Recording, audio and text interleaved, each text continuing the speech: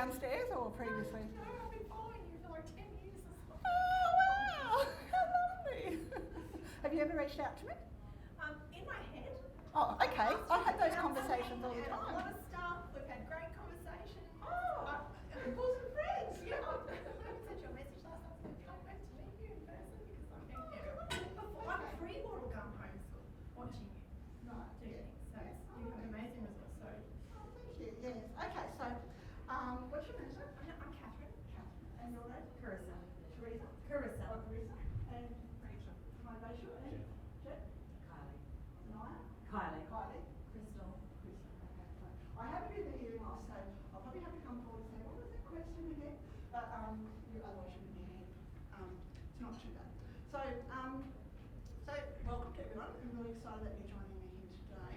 So my name's Erin Hassett and I'm the founder of Wattle Homeschool, which is not up there yet because we're not going to wait for it.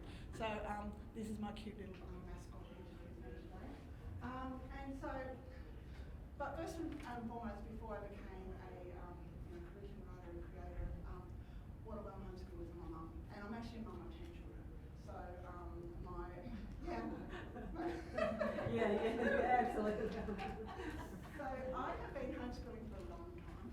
So just essentially, if I can have that page up, Yep. and then I can go from there. So I have been homeschooling. My oldest is 32, so I've been homeschooling that long, and I'm very, very passionate about literature-based learning. Some people it's very similar to Charlotte Mason. It's just that I feel like I can't call myself Charlotte Mason because I'm not purist at anything. At anything. But anyway, my oldest is 32 and my youngest is 11. So I'm still at the game. I've still got 3 more children to get through. Hi. Sorry, Erin. Can I just get you to put that on just for the recording, if that's okay? Do I need to start again? If you don't mind. Do you mind, people? Where do I stick it here? Yeah, anywhere there. And then you can Okay. just go in a pocket or somewhere. We'll have to hold it. Sorry. Will that work? Yep. Okay, holding. No, that's good. Thank you. And that's ready to go. So, hi everyone and welcome. Thanks for joining us today. So, my name's Erin Hassett and I'm the founder and curriculum creator of Wattle Homeschool. But first, I'm a mum, and I'm a mum of 10 children. So, I have been on this journey. My oldest is 32 and our youngest is 11. So I've been on this home education journey for a long time, and I've been pretty passionate about literature-based learning all that time too. So, and some of you may have heard of Charlotte Mason if you haven't heard of literature-based education. And Charlotte Mason is probably the springboard and the inspiration for a lot of what I do. It's just that I'm not a purist, so I feel like I'll give myself a slightly different name. I don't stick it into any one pigeonhole really. So I actually began my home education journey back in the 1980s when my mum home educated my younger siblings. She actually gave me the opportunity to homeschool, but I was 16 by then and I was like, oh, I'll finish in this system. Kind of really regret now I didn't say, yep, I'm in. So, because then I could be claiming to be a second-gen homeschooler, but I just missed out. So back then, I was helping my mum with my siblings and I was reading lots of home ed philosophy books. And so I learned, about Charlotte Mason, no, not Charlotte Mason then, Maria Montessori, John Holt, Ruth B. Chick, Valerie Bench. She did a lot of unit studies. And so I knew I was in. That was what I was going to do. Fast forward, met my husband, we had children. Well, before we had children, we discussed that we would be homeschooling. That was a deal breaker. And I knew that I really wanted my children to not be reproducing school at home. I wanted them to really love and be engaged in what they were doing and what they were learning. And so that was a driving force. So fast forward a few years and my eldest by then was about 6, and that's when I discovered Charlotte Mason. And it was just a match made in heaven because I already had a huge library of books. When my mum had finished homeschooling, she donated all of her books that she'd been gathering over the years, and we're talking at that stage, I think she had 9 bookcases, like trailer load after trailer load. I was going up and down gathering. So I was very, very blessed to inherit those books. And of course I've added to them today, so we have lots more. And I'm pretty particular about what we have because I want them to have a rich language experience. And so that's what I feel is I want them to have that richness of a literature-based education where they're reading quality books, they're very engaged in the material that they're learning, and they're really not just the richness of the language in the books, but also the richness of ideas in the books and the knowledge in the books. So today I'd like to share with you just exactly what literature-based education is, so we'll expand a bit more on what I've just said, why it works so beautifully, and how you, if you so wish, can build your family's learning around living books, because you really can. And then I'll talk a bit about how Wattle Homeschool came along and came to be. So that's not the main thrust of what I want to talk about, but that's just a side bit. So hopefully, I'm hoping by the end of this that you'll all be inspired to introduce rich literature into your learning. So, okay, so the big question, why literature?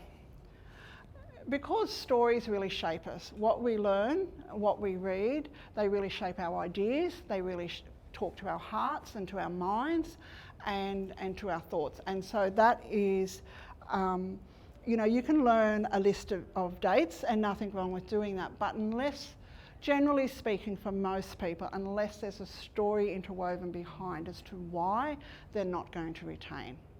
So, but you're going to remember, so for example, a scientist, at the moment I'm reading to my 11 and 14-year-old, we're reading the Archimedes, we're reading about, The Mystery of the Periodic Table, and by Jean Bendick. I don't know if anyone's heard of that one.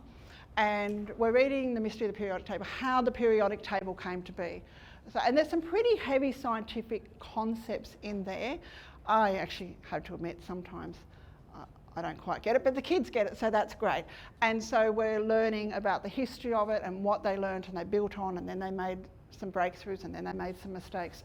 And so rather than just learning all the periodic table, which we are learning that as well as we go, they're learning the whole story behind it. So giving it a fuller meaning as to what's happening. Or say take for example, if your child's interested in farming, for example, if you read a book like, say, The Charlotte's Web, you're learning about the cycles of nature and the meaning of the sacrifice, friendship that happens between Charlotte and the other characters, and the young girl. So you're learning something where you're really engaging in, and you're it's just different rather than just reading information, which has its time and its place, but it just brings it all to life a lot more by reading quality books together. And it's also those experiences that you have with your children. So, snuggling up on the lounge together, reading those beautiful books, and then also it can bring an opportunity for conversations. So, for example, the Little House books, you're reading about the pioneer life, you're reading history and geography, but you're also reading about the resilience, and you then can have conversations about that. What did you feel about when Ma did this? What did you feel? I mean, there was one recently, I actually used Little House book recently I run a book club, and there's actually some very racist things that Ma says in her book. And so that was a conversation that, our children had around that opened up to a bigger conversation. And having said that too, some people will go, well, we won't use that book because it's really not appropriate. And yes, certainly that language or thoughts isn't necessarily appropriate today, but it's in the context of history, as that's how people were.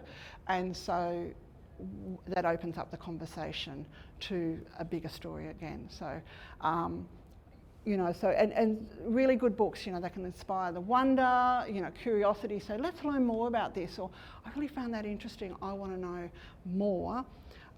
But also the memories, the shared memories. Like I can remember one of my favourite memories is my children and I were reading about Roald Amundsen, who Antarctica, and he was an explorer. And he did all these really cool things as a child to prepare himself. Like, he lived in Norway anyway, it was pretty cold, and he would sleep with the window open, just imagine, to prepare his body for this. And then they had sled dogs. And I can remember one day I looked out the window, and there's my children, you know, they were probably late primary, early primary age, and they had the billy cart lined up, and they'd tied their siblings to the front of it, and they were standing on it, and they're like yelling, mush, mush, you know, and so they're reenacting, you know, what they actually did. And another time we studied Native Americans, and, you know, my daughter and her brother, like, you know, got saplings, and they made teepees out of the saplings. And so it's just that really inspiring that, you know, what they're learning and they're engaging with, and they're really taking it on, and they're really connecting. And that's when you just go, this is working. This is working. So, you know, so we, when we're reading these books, you know, I encourage the children to ask deep questions, to talk about and engage with what we're doing. And I mean, that doesn't always happen. Sometimes they just like, finish the book, you know. They're not always enthused, but it just gives it a space to have those deeper conversations. And sometimes it might be a springboard to something that's actually not related to what you're reading about, but they've springboarded and they're opening up their hearts to you. And that's just so beautiful, because that's one of the gifts we have as home educators, is the gift of time with our children. And so I find with using this approach, we're really maximising that gift of time that we have with them. So, and you know, my desire is that I'm not, you know, when we use a literature-based education, we're not just giving them knowledge, but we're also giving them a lifelong love of learning. That they're always, you know, that they will walk out the door at some stage and into the next stage in their life, but we want them to take that with them, that they will always be keen to learn more.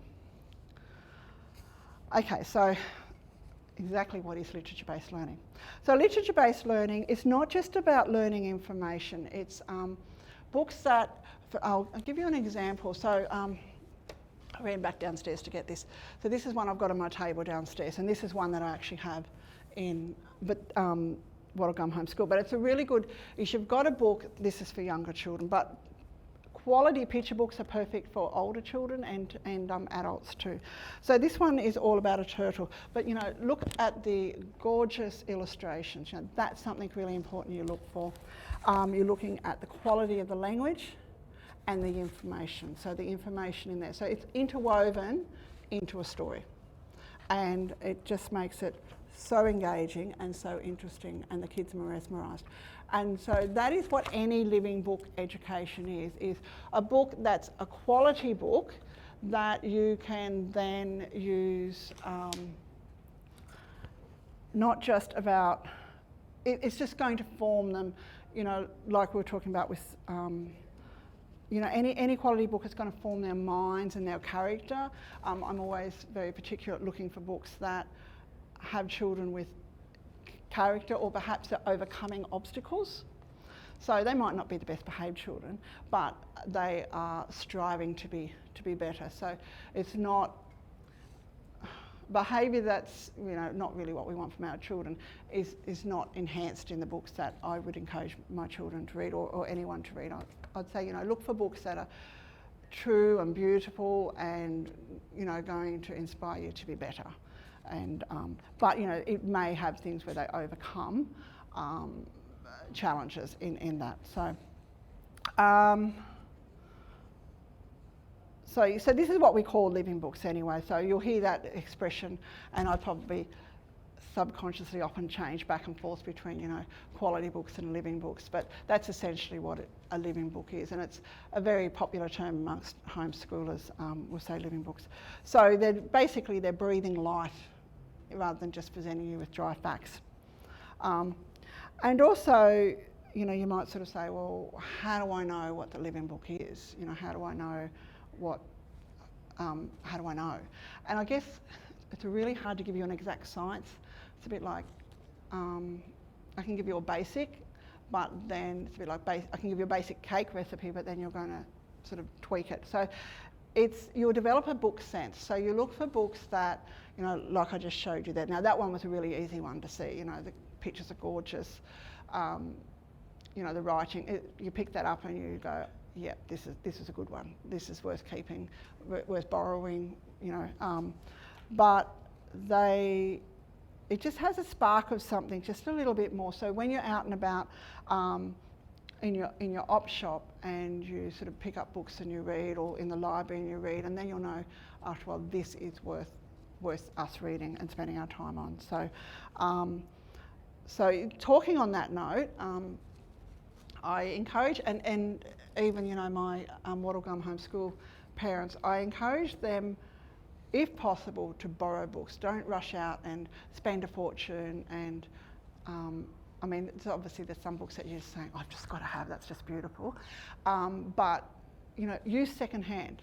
You know, borrow books from the library, into library loan, and use your op shops and your garage sales and your free book exchange, you know, in your town, because you will find quality books there. I found, actually just this week, I'm from Grafton, and I drove up to Lismore, and if you ever go to Lismore, there's incredible free book exchange. And it's down in the shopping world, and it's an entire room bigger than this, of rows after rows of books. And I found a book called, so if you've heard of Nuri Mass, she wrote The Wonderland of Nature. There's also one that she's written about the Jenolan Caves, and I found that, and I was so excited. Yes! So I read it many, many years ago to my eldest. Our library had it at the time, and of course since they've gotten rid of it. And that's another thing, library sales, Rotary sales. Our local Rotary, up here in Queensland, you have Lifeline sales. They're really great places to source books at an affordable price. And you know, when I come home with loads of books, I just say, I was rescuing the books. You know, so it justifies my little book habit. So a question that you might ask is just how much of your learning can you base around literature-based learning? And the answer is far, far more than you imagine. And in fact, with Wattle Gum Homeschool, we base everything around it. Now, obviously in maths, I would recommend purchasing and I've got a number of recommendations that I do put myself behind, recommend using a formal maths program, but also include living maths books. And so that's things like, I've got a series at home called Circumference, and they're maths picture books, and they've got, you know, they're weaving a story, but actually teaching the kids knowledge at the same time. So, you know, really, you really can do a full literature-based education. And I mean, I have with my children. So, I mean, not to say when they're in high school, they do also use, you know, videos and online. Well, actually we don't, yeah, we use maths online. So that's about the only, and a geography game they play. But, you know, you can still base your learning all around literature. Okay, so how are we actually going to do it? We can, one approach is unit studies. So you can take a theme, for example, a topic or maybe historical period of time, and you can just use one book, or you can use that one book to springboard into others. So, for example, any of you heard of My Side of the Mountain? You have? Yes. You have? Brilliant book, isn't it? Brilliant. So, and in fact, I just used that one also with my library kids. I have what I'm referring to there is I run a book club, and I actually operate a private lending library for people in my town. So yes, so many of the kids, you know, I assign them a book to read, well, several books for book club. So we just did that one. So in there, you're covering things like science, the ecosystems, plants, weather. So this is a fictional story about a boy who runs away from New York and goes and lives in the Catskill Mountains. And he lives in a tree. And he's in the wilderness by himself, and it's a survival book, basically, him pitting himself against nature. And he gets a falcon, isn't it? Yeah, eagle, falcon? Falcon, yep. And he tames the falcon, and it's probably based around in the 60s, just after Vietnam War.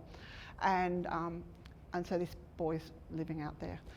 My book club kids would love to know if maybe they could pull that off today, but maybe not. But anyway, so in there he's learning things like edible plants, what mushrooms can he eat, you know, what the animals and the wild animals, and he's observing the animal behaviour. So, you know, a child wouldn't necessarily realise that this is what they're taking in necessarily.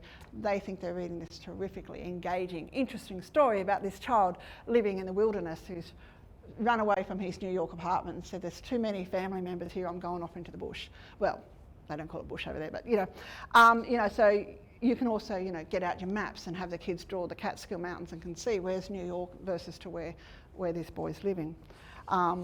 You can look at history, you know, that time period of the 60s, there's reference to the Vietnam War. So the other day when I was discussing this with my book club kids, you know, we got in and like, who knows about the Vietnam War? So there's all sorts of education that can happen through something like that. So you could use that same book, just that one book for, say, language arts. They could write a survival diary, or they could write a wilderness guide.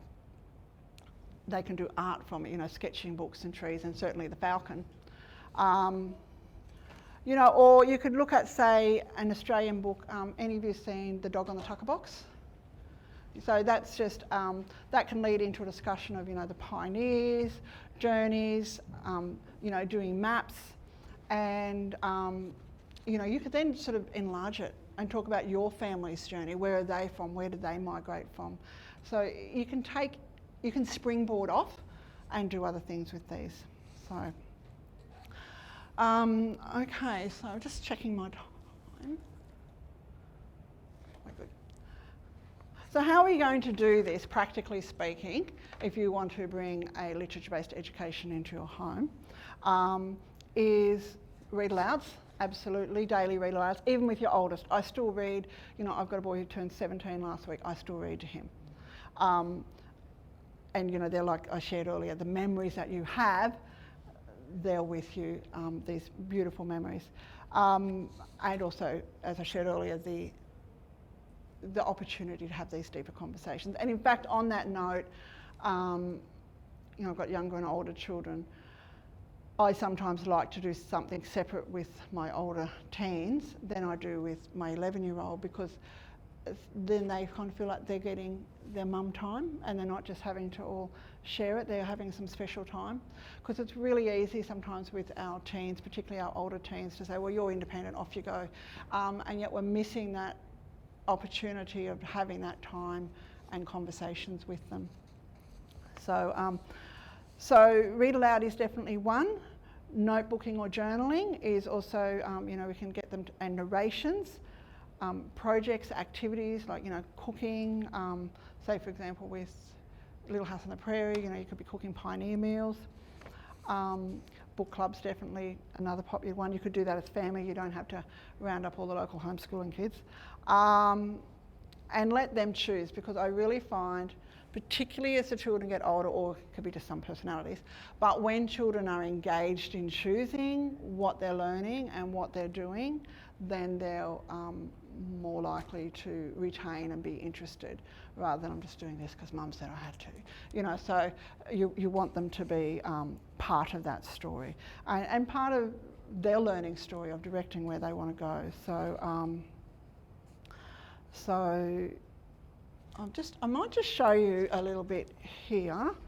Actually, no, I might leave that to the end because we'll get distracted. So, okay, so nurturing independent thinking and curiosity. And a prime example the other day was with my book club kids. With My Side of the Mountain, I sort of said to them, what do you think would be the hardest thing about living in the wilderness on your own? And, you know, some of the kids were like, well, it'd be really hard to get the fire going. And others were like, well, he forgot his cooking pot, so it'd be really hard to cook, you know, without a pot. He had to cook in a tin can. And then I had a couple of more astute older children who said, I think it'd be really hard.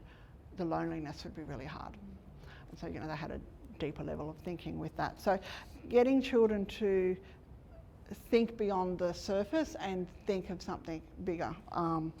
You know, then we talked about things like, if you went into the wilderness, who would you take with you? You know, so And one child decided he'd take his older brother because he's very clever at everything. You know, he could skin the animals and he could kill the animals and he could, you know, build a shelter, and so he was taking his brother. So, so you know, you can also, I guess the other advantage is really inspiring that creativity and getting them to think outside the box, getting them to think about how they could solve things and inspire. But also the other advantage is it enables different learning styles. So, you know, while you're reading, for example, some children might like to draw, draw the falcon from my side of the mountain while you're reading about it, or at the end they might like to write about it, which is a big part of what we do with Wattle Gum, is narrating a story, which is simply telling back. And so for some kids that's writing, some kids it's verbal, some kids it might be drawing, or it might be just acting out. There's loads of ways to do narration. It doesn't all just mean writing. And also the other thing is you can have different viewpoints. Like, you know, you might have a character, and I remember once we read about Charlotte's Web, and this was in book club, and I had a couple of girls who absolutely really disliked Henry. He was this annoying boy, and they really, you know, whereas another child's like, well, I really like him, you know, he was a boy, he really liked Henry. So you can have these differing viewpoints, and why, you know, like why do you, you know, and there's characters who you can have who are really polarising. Like Ma in Little House on the Prairie, for example. Some people think, oh, they really like her pioneer spirit and she works really hard, and then, you know, other people might struggle with some of her thoughts because she's a product of her times, I guess. So it's not just teaching kids not what to think, but how to think is what you're wanting to engage. So it's not just educating them on a knowledge basis, but educating them with skills and inspiring them with skills. So, and you as a parent, you don't have to be, part of the journey is you are learning alongside with them. So I know I snoozed all the way through science class at high school. And now I've learnt things. I wouldn't say I'm at the level of my kids, but I'm still learning things. And so that is one of the most beautiful things about home education, particularly when you take an approach like this where you're doing it together, is you are learning alongside with them and you can get excited. And I know sometimes I say to my kids, oh, that's so interesting, let's learn more about that. And they're just like, let's not. We want to go. And so they've gone and I'm busy like researching, and that's so interesting, you know. So I now understand my mother more, who used to want to do my assignments for me. It wasn't that she didn't think I was capable, but she wanted to learn herself. So, you know, and note your child's learning style. So, you know, if they're more hands-on, you can get out there and make that TP. If they're more, you know, arty, then get them to draw that TP. So, you know, are they thinkers? Do they need to move? Do they like to make things? And yeah, stay flexible, because I really do think, I call them rabbit trails, where, you know, you go, oh, so interesting, let's learn more about that. And recently we did the Kings and the Queens of England, and oh man, that was just like they were just deposing and killing off their nephews, and, you know, like it was just, it's pretty brutal, you know. And you're sort of thinking, so is the line that we've got now really the line we're meant to have, or shouldn't it have been that line? And it's just, anyway. So then, you know, we're researching, well actually let's be honest, I was researching, you know, what you know, a little bit further down that rabbit trail of, but the children do get, my 17-year-old particularly loves to go down rabbit trails, and he'll get very interested in things and come back and tell me, you know, stuff that he's researched because it sparked an idea and it sparked an interest in something. Now, it might only just be that he's researched it for that day. Doesn't mean he's always done 3 weeks of research, but, you know, it just gives them that, you know, connection. So, and it's small moments. So sometimes you sort of think, well, that really wasn't a very successful day. But it's over the years, day after day, week after week, adds up to year after year. And they're the moments to treasure. And you look back and you're like, That was really good. We had a great lifestyle, you know, we really had it, good. So, yeah, so anyway, so I'm just going to share you a little bit about what Wattle Gum Home Education is and how it can support you if, you know, that's what you're looking for. So basically, a little bit of history first is how it came about was, so I have this passion, I have this knowledge, and I have some friends in homeschooling circles in Australia who were saying, you've really got to share this. And I was sharing it on my blog, like, you know, you said you've been reading for years. And I'd talk about different books and stuff. But then I started having people saying, hey, Erin, you know, we're studying the gold rush. What books, you know, do you recommend? And I'd be like, you know, writing out a little list. And I was like, there's got to be an easier way to do this. So then I created a free database, which is on my site, of books. So I could just go, here's a link, and send them a link. And then that theoretically was supposed to free up my time. Actually took a lot of work, but still it was interesting, you know. I'd go off on my little rabbit trails of what other great gold rush books are there out there. And all that stuff still is accessible for free, the book database, because that was my initial passion. And then I had another friend who, she's homeschooling, she's actually just had baby number 7, but at the time she was like a working mum, homeschooling and having babies. And so she's like, and she's younger than me, and she's like, I haven't got time. I haven't got time to research all this. Can you just do it for me? And so that sort of started, like I started creating book list, and I started creating literature-based units. And then I thought, well, I am putting hundreds of hours in this. I probably should, you know, ask for a little charge. So I started charging. So that was behind the paywall. So there still was plenty of free books to access out there for free. And my intent at this stage is that will still maintain. But she just wanted it sorted for her. So like I've got, for example, history for years 6 to 8, a chronological history of Australia using picture books. Gee, we've got some beautiful picture books, absolutely stunning Australian picture books on history. And all in, like this book, all in story form, and some short chapter books. So, and then process from that, I then started having people ask, well, do you have a curriculum? They wanted the whole thing done for them. And I was like, oh, well, won't this do?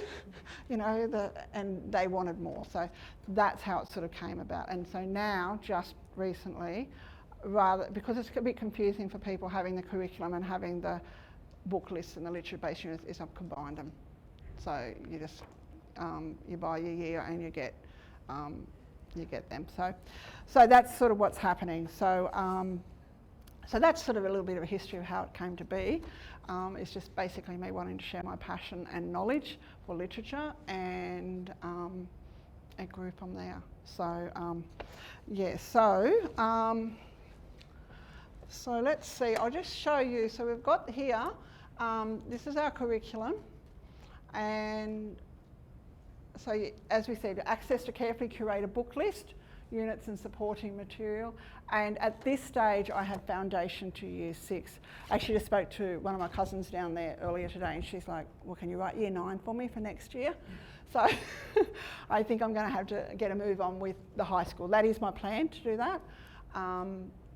So I've aligned it with the Australian curriculum, but the truth is, I still haven't produced school at home, because the Australian curriculum, as I'm sure some of you would be aware, is still flexible enough. If you're looking at the outcomes, it's still flexible enough to, you know, achieve those outcomes with using, but still, you know, using literature-based learning. So, okay, so once you are in as a member, so that's your main page that you'll get to.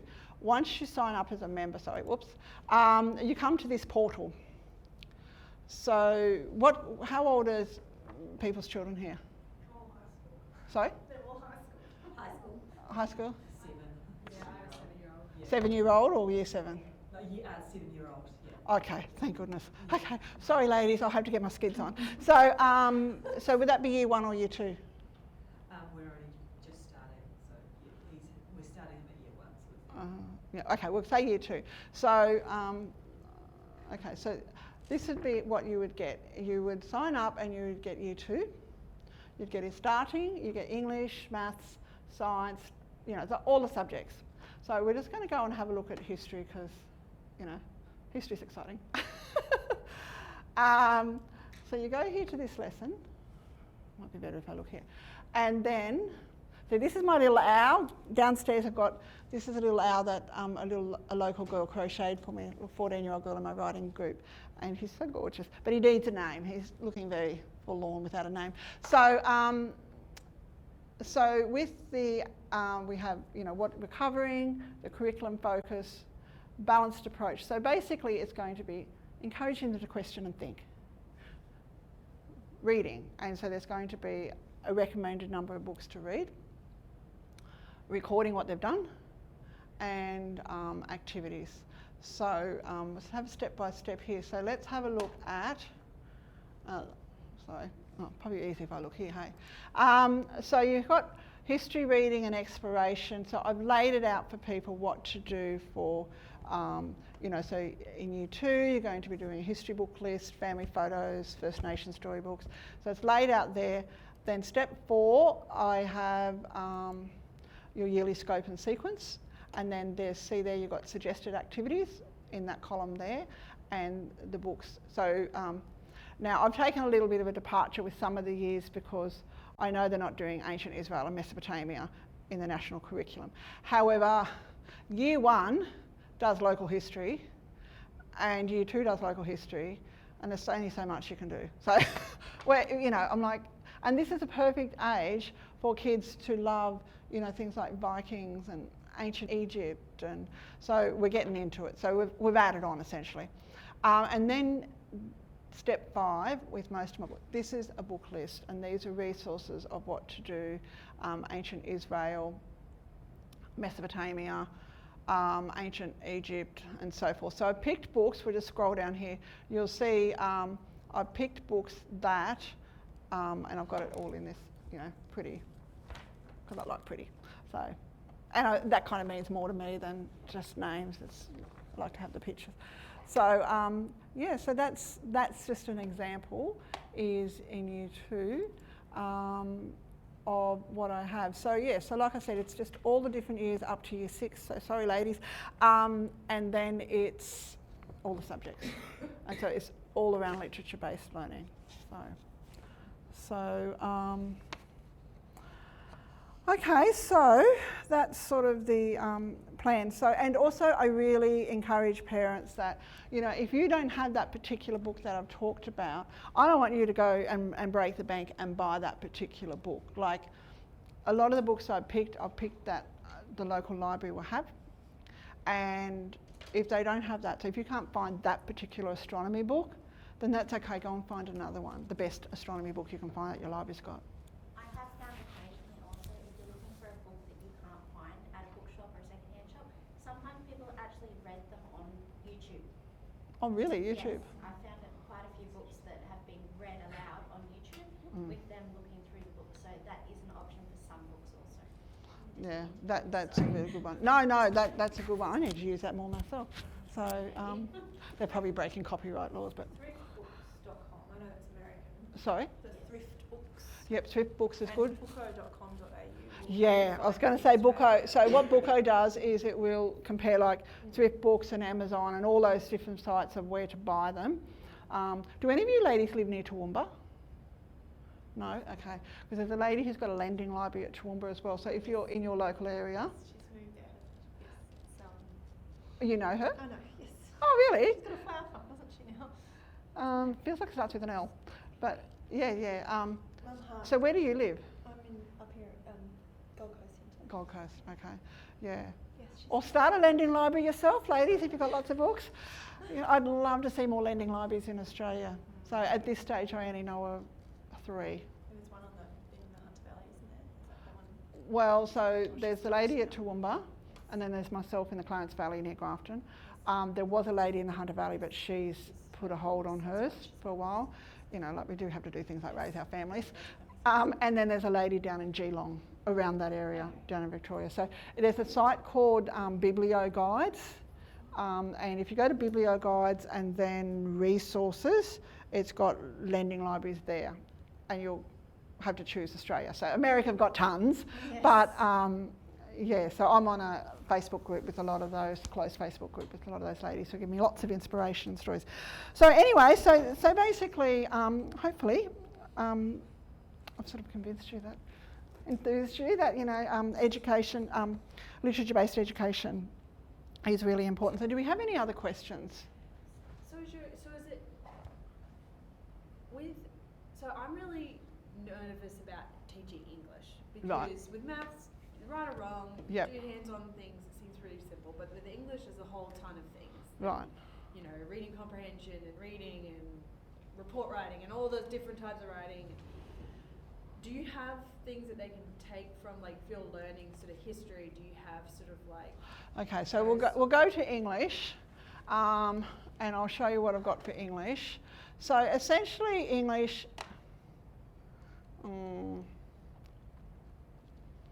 so these are some of the books. I'll go to step 5. You know, I've got some literature, classic books I've recommended for them to read, and then, oops, I've got a problem there, ladies. I just found one. Maybe I need to go to a different grade. But I do have ones like, back in, we'll go to foundation because I know that that's working. English. Sorry, it takes a little bit to. No, sorry, that one I have written outcomes for, but I haven't done it for the other subjects. So I've got poetry here. I've got books to read with them, and then I've also got all about reading, for example, all about spelling. They are things that I would recommend, and I've got links in there to them. Notebooking pages, handwriting, and so to answer your question though, like say you talk about comprehension. So when you come from, have you got children in the school system?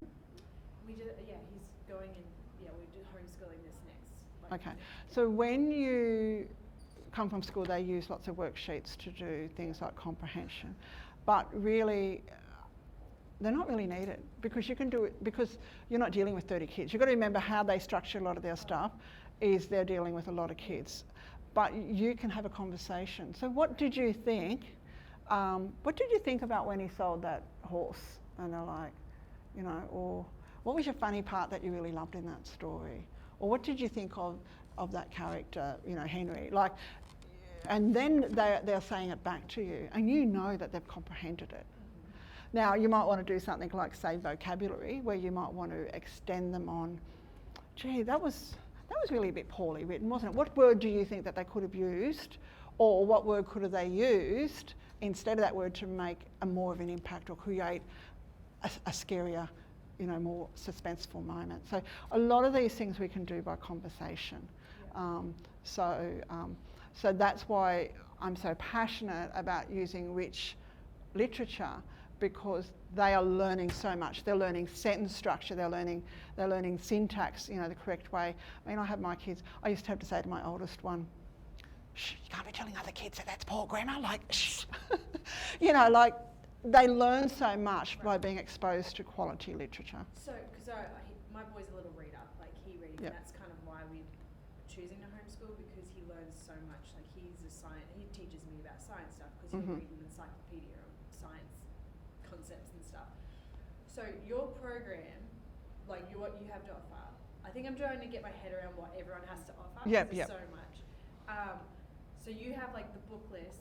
So say like the history, you give a list of books, picture books mainly? For the lower grades, not for Yep. the older grades. So grade 6, say It's you're chapter getting books. into more chapter Yep. books. Okay. Do you have? So what was you kind of skipped through. I just was like, Sorry. What other stuff? When you said you write curriculums for it, like what do you have to offer around? Like I just Okay, didn't so see- basically what it is I'm saying to you, yes, there's definitely book list. Yeah. And there's definitely, you know, like steps through, you know, these are the things you're going to be covering, and this is what you do. You know, these are the activities, suggested activities that you can do to cover that. and obviously as they get older, there will be more formal work to do. And so I would recommend ones that I feel that I can stand behind, that I know, because there's so much out there. And in many ways, I'm really grateful that I'm not starting homeschooling now, because I think it's really overwhelming, the amount of stuff that's out there. So when you say like your activities, like what can I see? Yep, sure. Activity, like, So what are we looking at, year 6? oh no, he's year 2. He's in year 2. But Okay, year 2. Are you more interested in how to meet outcomes and do reporting, or how you actually are going to fill your days and what they're going to look like? yeah, Because they're two very different yeah, things the too. reporting and stuff. I know, like that. It's easier than Yeah. you think.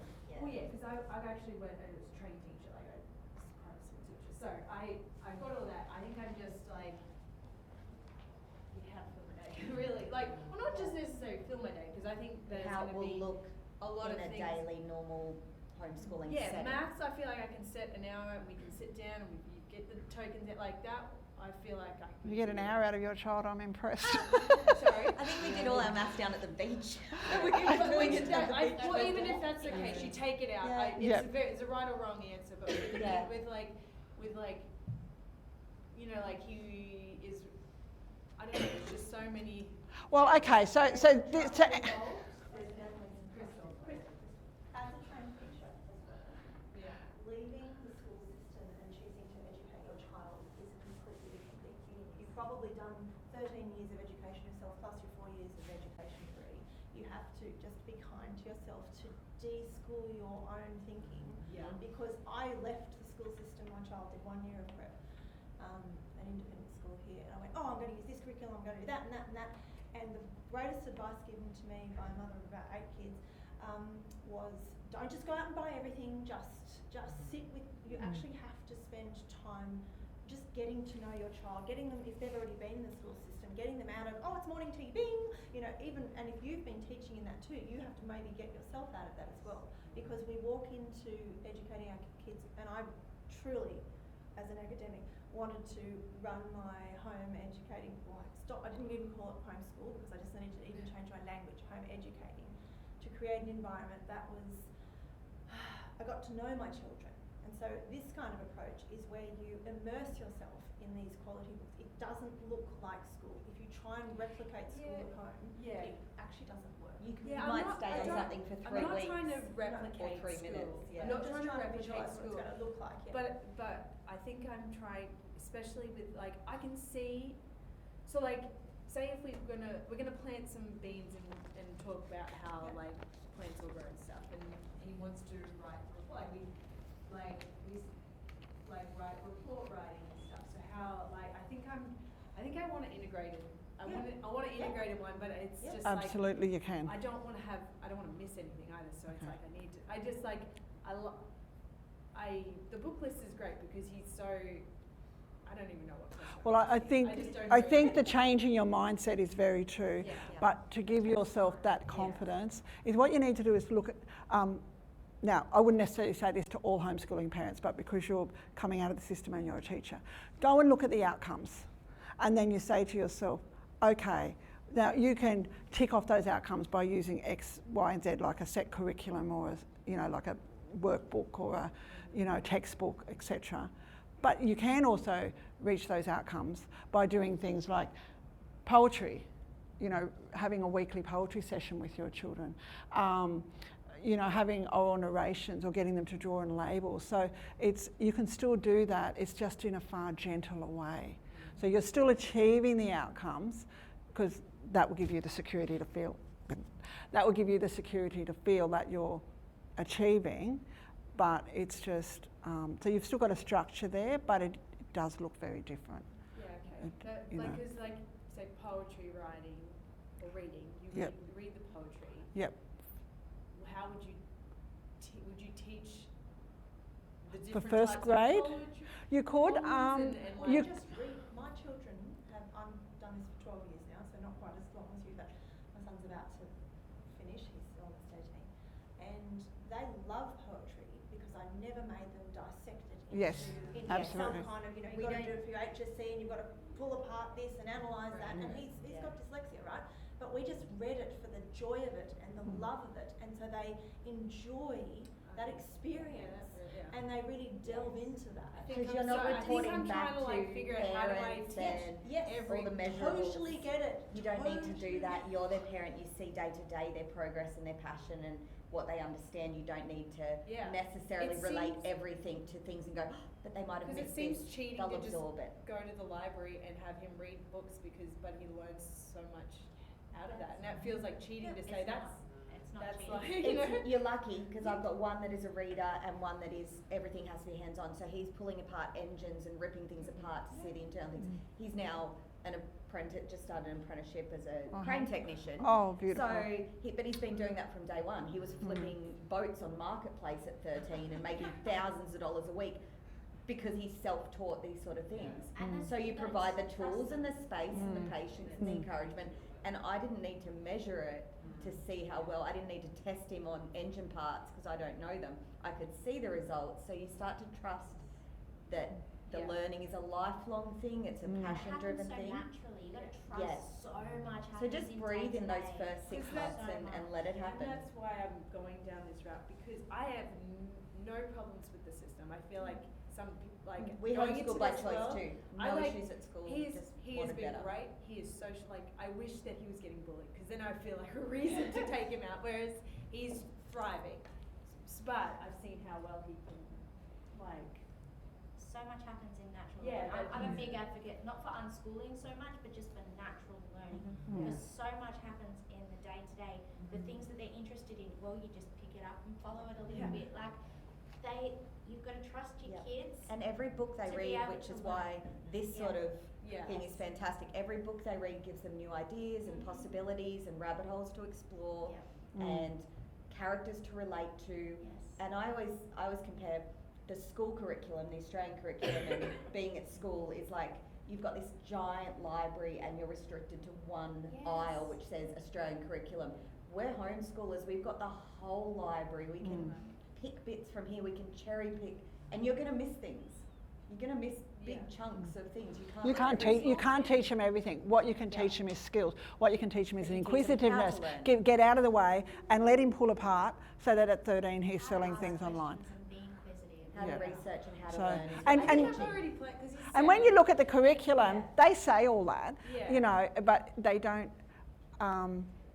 sadly for schools, they don't have the space to do that. When you speak to the teachers, and I have utmost respect for so many teachers, but sadly they don't have the time because they've got so even much Miss they've got to Eva do. admitted, She was like, you know, like tell me how it goes. She's been really. I know. like- I have a family There are member so who's many like that. Teachers in home education. Yeah. So many teachers home education. But- and most of them say. But "We go have to through get your out of our own way process. a bit Most too." of them really Yeah. struggle. So for many of us who aren't teachers, I we was find it trained Ethan easier. 10 years ago. I've been home for a month, for so long. I feel like I haven't done that for that long, but Yeah. but it, yeah, he's a he. You think you It's have like an it's advantage and you almost need to- he's gonna be a little academic. Unlearn. That's just the way his little mind works. So I think I'm like I don't want like taking him out of that space. I don't want to like limit like he's gonna work for NASA one day. Like he has that goal as a 7-year-old, but that's what he wants to do. So I don't want to like. oh, absolutely. I don't And wanna you take him you with us. you you give him that. Go to uni, they'll do whatever they want to do. You jump through the hoops, you find alternate pathways. There's a million out there. You become very good facilitators, very good like on the phone. But is there an exception? And do you think you could start at 13? How about if we did this and you become very good negotiators Right, with okay. businesses and unis and online providers? You do whatever you need to do. You just need to know how to facilitate, and parents are As already someone who failed great. at school, I'm now an electrician and doing my MBA, and I'm a director of a business with 32 people. So There you go. Oh wow. school doesn't Yeah. mean anything No. to me. Our life That's- begins after school. Exactly. You know? And you So- know, at 7 now, what do you say he wants to do? Be an No, astronomer. he's been obsessed with space. Since he was Okay, young. so just say he wants to be an astronaut. Yeah. What they're going to need then to what they need now is going to differ. Everything's just going to change. Yeah. No, I'm sorry, I didn't mean to hijack it. No, not at all. It was a This great is the sort of question. thing, Yeah. like, It was that's why I'm here, absolutely because terrific question. He could read books all day. Yeah. Yeah. And Then I think I need to that would remember be to do the perfect. read alouds and stuff. And Yeah. the book list, I was like, oh my gosh, that's what we And want. 'cause- also, just childhood isn't just preparation for adulthood. No. It's just being a Yeah. child, and having fun with it. And if they learn to love learning and love reading and love learning, that you actually, then you just get out of their way because they will take it from there. So yes, using his learning style. But one thing I do think that we often forget to talk about when we, we're like, oh, their learning style, is sometimes we also need to think about our teaching style. And I do feel that that's important. No, but it's a positive. Like, we can't just say, oh, okay, my child's going to do hands-on learning and he's going to do this and that because that's his strength. Also, your teaching style is going to come into it. So, for example, I'm passionate about history. Sad to say, none of my kids, well, no, some do, but most of them are more passionate about science like their father. A little unfathomable to me, but that's good. I've achieved the goal because I made sure I said never anything negative about science, so I did well. But my teaching style is a certain way, and sometimes I have to switch and change and remember their learning style. But let's not forget our teaching style. That is part of the equation. I think this would be really helpful. I truly, honestly wish that your programs were available when I was back with my son, because I had to do it all myself. I literally used to take wheelie bags. We were known by Robina Library as borrowing the most, 80 books at a time, and I would strew them. That's a word you'll come across, where you just borrow everything on dinosaurs or whatever it is, the topic that they're interested in, and they can just look at it any time, and they're quality books that you scan through every one to make sure that they're okay and they're what you want them to be. But this kind of thing is really kind to anyone that's just starting out, or even me, if you do the high school and I can use Okay. We'll have to have a talk. because it gives you a framework and suggestions and support as well, that you can go, you know what, this book worked for me, or we're going to go down this little rabbit hole, and it just gives you a framework that you can tap into, rather than having to go blank slate. I have to come up with absolutely everything. I would have loved it if I was in your position. Not to I'm say really sorry to hijack. No, it was brilliant. And I think the thing, you've said a few times now, oh, but this just seems like it would be too easy because it wouldn't be hard, it would be enjoyable. Well, isn't learning meant to be enjoyable? Why do we think that it has to be this hard slog, particularly at 7? Like, it's as it was said earlier, is changing your mindset to, yes. Anyway, quickly, because we're ready for another one. Any other questions? So many, but no. Okay, we can talk about it outside.